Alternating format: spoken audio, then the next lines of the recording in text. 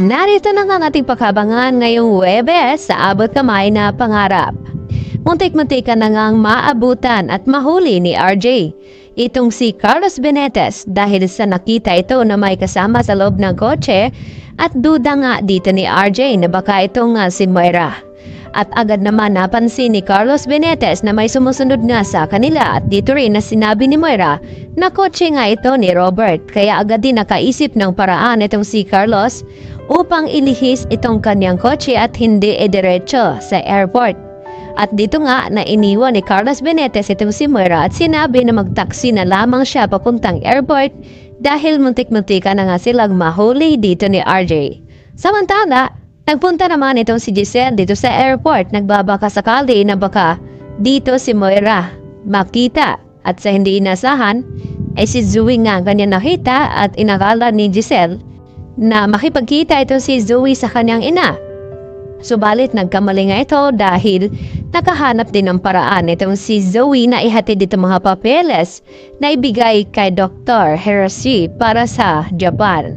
At dahil dito, napahiya nga itong si Giselle at naabutan ni Giselle sa Apex Hospital itong si RJ na tila nawawala na ng pag-asa at dito rin naman na sinabi ni Giselle kay RJ na lakasan lang ang kanilang loob at huwag mawala ng pag-asa dahil makikita daw nila itong si Moira at nagtanong itong si Giselle dito kay RJ kung saang bansa imposible na magpunta nga itong si Moira at naisip ni RJ na baka sa Amerika dahil may mga kamag-anak daw siya naroon. Subalit baka hindi rin sa Amerika ito nagtungo dahil sa tulong na dito ni Carlos.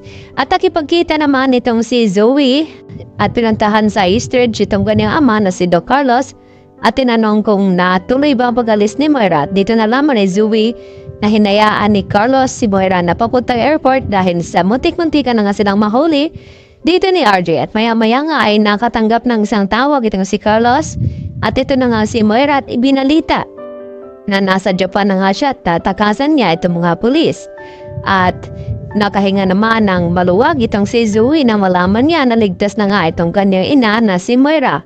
At dapat daw ay bumili ito ng sariling gamit na sa ganun ay matawagan niya itong si Zoe. Samantala, galit naman ito si Zoe nang malaman niya dito kay RJ na i-broadcast ni RJ sa buong media at sa lahat ng kanilang mga kababayan na nasa ibang bansa na sana kapag makita itong si Moira ay magbigay alam sa kanila upang magbigay ng pabuya itong sina Giselle na mahigit 1 milyon pesos kapalit kay Moira Tanyag. At dito na hindi nagustuhan ni Zoe. At dito nga, na tumawag itong si Moira kay Carlos at nalaman din ni Moira na nasa Japan itong si Lynette at Annalyn at pinag-iingat niya ito. At kinabukasan nakipagkita na nga ito si Moira dito sa kakilala ni Carlos Benitez na mag-ayos nga sa kanyang mga papeles.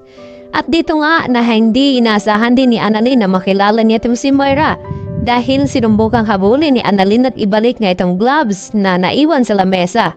Sa inakala na ibang tao nga ito at nang makita nga ni Annalyn kung sino ang kanya nakita, ito na nga si Moira ay laking gulat nga ni Annalyn Santos. At dito naman na dali-dali na tinuwagan ni Annalyn ang kanyang tita Giselle upang ipag-alam na nasa Japan nga itong si Moira.